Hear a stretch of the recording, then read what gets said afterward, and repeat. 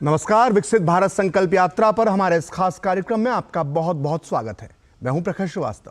विकसित भारत संकल्प यात्रा शानदार सफलता के साथ जारी है।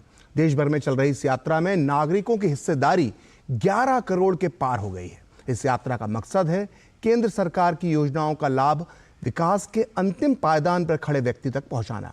इसमें बड़ी तादाद में लगातार आमजन और लाभार्थी हिस्सा ले रहे हैं और साथ ही ये लाभार्थी संकल्प भी ले रहे हैं विकसित भारत बनाने का।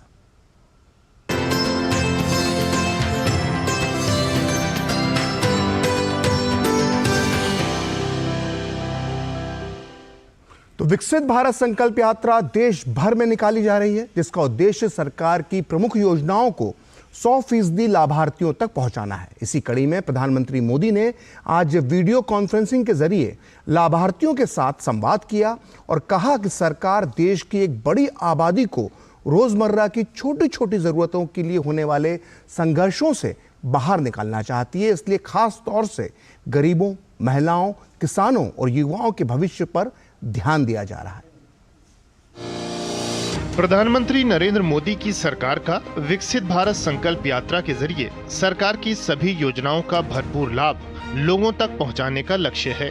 वीडियो कॉन्फ्रेंसिंग के जरिए लाभार्थियों के साथ संवाद में पीएम ने कहा कि सरकार समाज के अंतिम व्यक्ति तक पहुंचकर सभी को सरकारी योजनाओं से जोड़ रही है। उन्होंने बताया कि पिछले 9 वर्षों में केंद्र सरकार की कल्याणकारी योजनाओं से करोड़ों लोगों का जीवन सुगम बना है। प्रधानमंत्री ने कहा कि गांव हो या शहर, सभी जगह विकसित भारत संकल्प यात्रा को लेकर लोगों में जबरदस्त उत्साह है।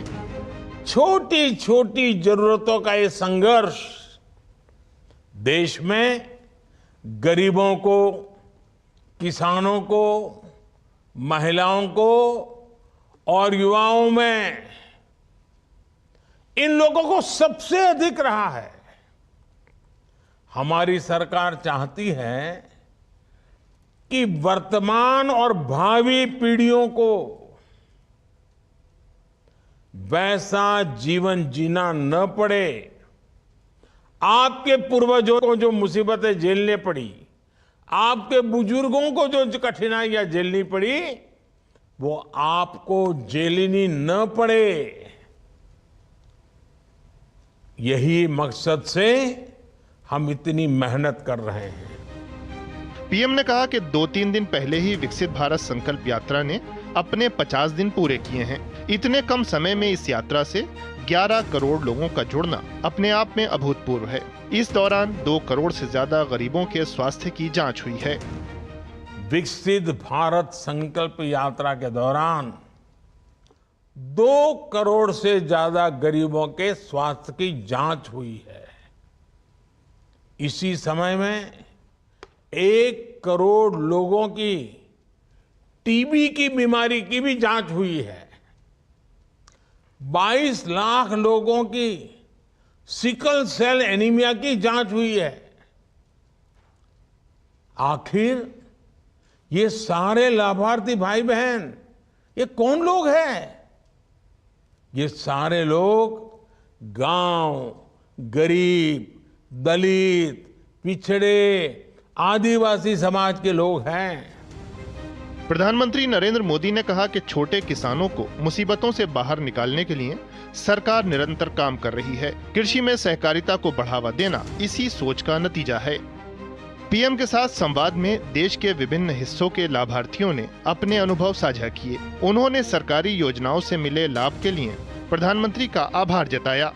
अभी किसान को विश्वास हो रहा है कि उसको मदद मिलेगी। जैसे मैंने आपसे विनती किया है कि बहुत सारी चीजें मिल रही हैं, मगर अपेक्षाएं और भी बढ़ गई हैं कि और भी मिलेंगी, क्योंकि आप हैं तो मुमकिन है। नहीं, हम हैं इसीलिए तो मुमकिन है, क्योंकि मुमकिन इसलिए होता है कि आप लोग मेरी बात मानते हैं। जिस दिन आप मेरी बात नहीं मानोगे तो कुछ भी मुमकिन नहीं है। और मैं बार बार कहता हूं कि अब हम पानी कम उपयोग करने वाली खेती करें, हम फर्टिलाइजर का दुरुपयोग न करें, केमिकल का दुरुपयोग न करें।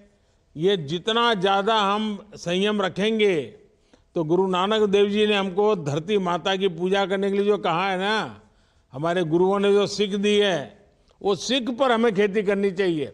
आपको एग्री इंफ्रा फंड की जानकारी कैसे मिली? सर हमको इसकी जानकारी आपको कोऑपरेटिव बैंक हमारे डीसीसीबी कुदन से और कोऑपरेटिव रजिस्ट्रार कुदन से मिली सर। उनकी बहुत हेल्प करे सर इसमें। वही हमको एग्रीकल्चर इंफ्रास्ट्रक्चर में पैसे 3 करोड़ आने के लिए वही खुशी करे सर, बहुत खुशी करे। इससे ये 3 करोड़ से हमें ये 5 गोदाम बनाने के निर्णय लिए सर। हमारी समुदाय के नीचे 5 गाँव आएंगे सर, 5 गाँव में 5 गोदाम बनाए सर हमें। इससे हर किसान भाई इससे लाभ उठा सकता है सर। लक्ष्मी जी, आपके इलाके में गारंटी वाली गाड़ी आई तो कैसा स्वागत हुआ? मुझे आपका और आपके इलाके का कुछ बता सकते हैं? कि आपकी गाड़ी तो किसी छोटे से गांव में अगर पहुंच जाए तो लोगों की तांता लग जाती है। आपकी सिर्फ जुबान से बात सुनने के लिए, और तो और हो गई, योजना की तो अलग बात है। आपकी जो जुबान से निकलती है वो भाषा अमृत बाणी, उसको सुनने के लिए लोगों की लाइन लग जाती है। पीएम ने इस बात पर खुशी व्यक्त की कि सरकार के प्रयासों का बहुत बड़ा लाभ करोड़ों माताओं बहनों को मिल रहा है। उन्होंने कहा कि आज महिलाएं खुद आगे आकर नए नए कीर्तिमान स्थापित कर रही हैं। पीएम ने कहा कि पहले ऐसी अनेक बहनें थीं जिनके पास सिलाई बुनाई कढ़ाई जैसा कोई न कोई कौशल था, लेकिन उनके पास अपना काम शुरू करने के लिए कोई साधन नहीं था। मुद्रा योजना ने उन्हें अपने सपने पूरा करने का भरोसा दिया है। आज गांव-गांव में रोजगार और स्वरोजगार के नए मौके बन रहे हैं। Bureau report, DD news.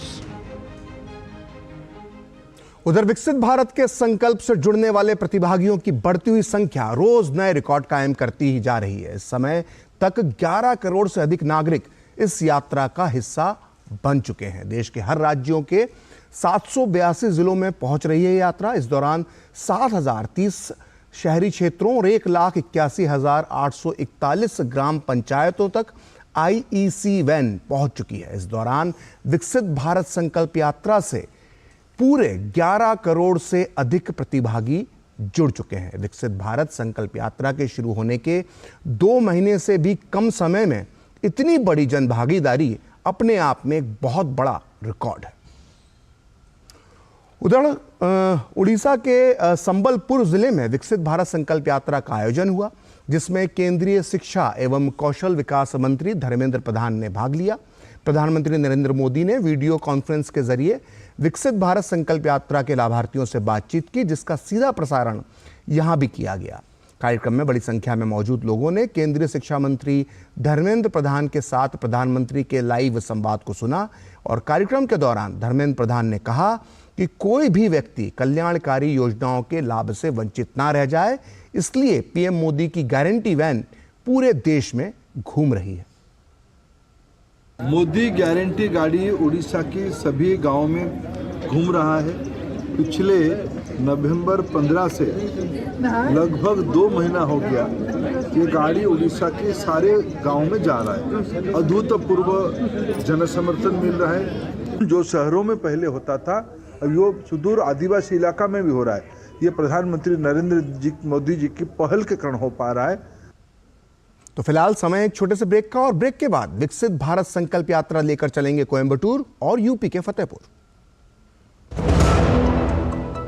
Hello बेटा। पापा कब आओगे? मिस्टर